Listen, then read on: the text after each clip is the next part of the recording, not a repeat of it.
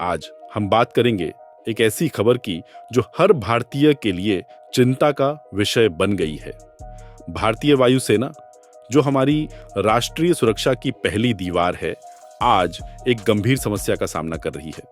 आपको जानकर हैरानी होगी कि वायुसेना की स्क्वाड्रन की संख्या दिनों दिन घटती जा रही है और यह स्थिति भविष्य में हमारे लिए बड़े खतरे का कारण बन सकती है।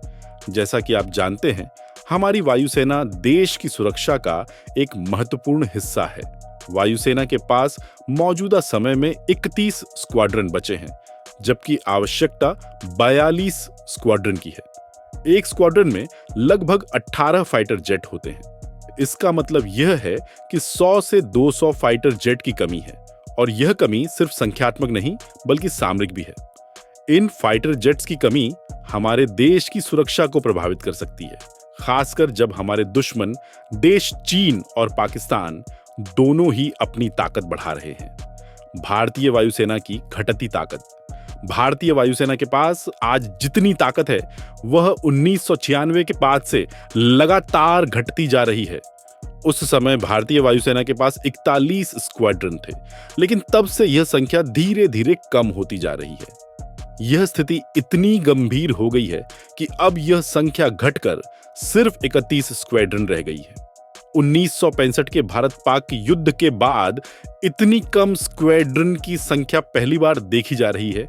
आपको यह भी बता दें कि इस समय भारतीय वायुसेना के पास कुछ पुराने मिग-21 जैसे फाइटर जेट्स हैं, जो अब उड़ान भरने के लिए सुरक्षित नहीं माने जाते। लगातार दुर्घटनाओं की खबरें भी आती रहती हैं, जिससे स्थिति और गंभीर हो जाती है। मिग-21 जैसे फाइटर जेट्स अब अपने समय के बाहर हो चुके हैं और इन्हें उड़ाना भी अब जोखिम भरा है। राफेल और तेजस से बड़ी उम्मीदें। हालांकि ऐसा नहीं है कि सरकार इस पर ध्यान नहीं दे रही है। 2016 में भारत ने फ्रांस से राफेल फाइटर जेट्स की डील की थी, जो 2021-22 में वायुसेना में शामिल हो गए।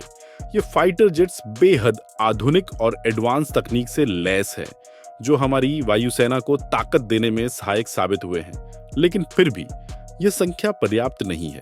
सरकार ने 2021 में 83 तेजस मार्क 1A विमानों की डील भी की थी, जो भारत में ही बनाए जा रहे हैं।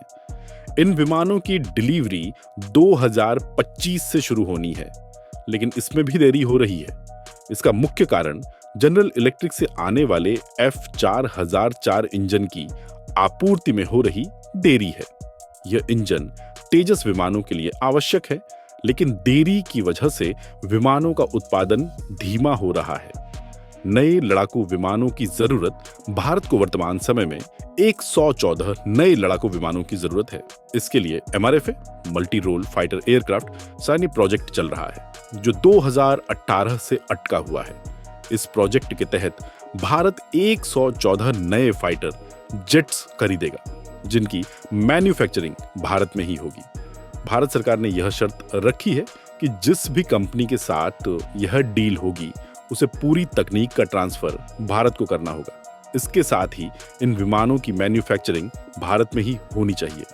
भारतीय वायुसेना के नए चीफ ने यह इशारा दिया है कि 114 फाइटर जेट्स की यह डील जल्द ही फाइनलाइज हो जाएगी, जिससे भारतीय वायुसेना को एक नई ताकत मिलेगी। लेकिन इसके लिए समय का ध्यान रखना बेहद जरूरी है। दुश्मनों का बढ़ता दबाव। भारत के सामने इस समय दो बड़े दुश्मन खड़े हैं, चीन और पाकिस्तान। चीन अपनी वायुसेना को लगातार आधुनिक बना रहा है और उसने अपने स्टेल्थ फाइटर J-22 को सेना में शामिल किया है।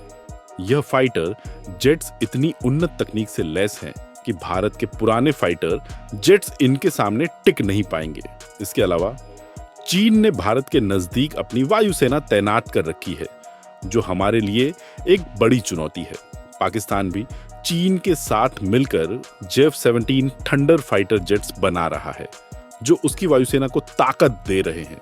पाकिस्तान के पास इन फाइटर जेट्स के साथ साथ और भी कुछ आधुनिक हथियार हैं, जो उसे सामरिक रूप से मजबूत बना रहे हैं।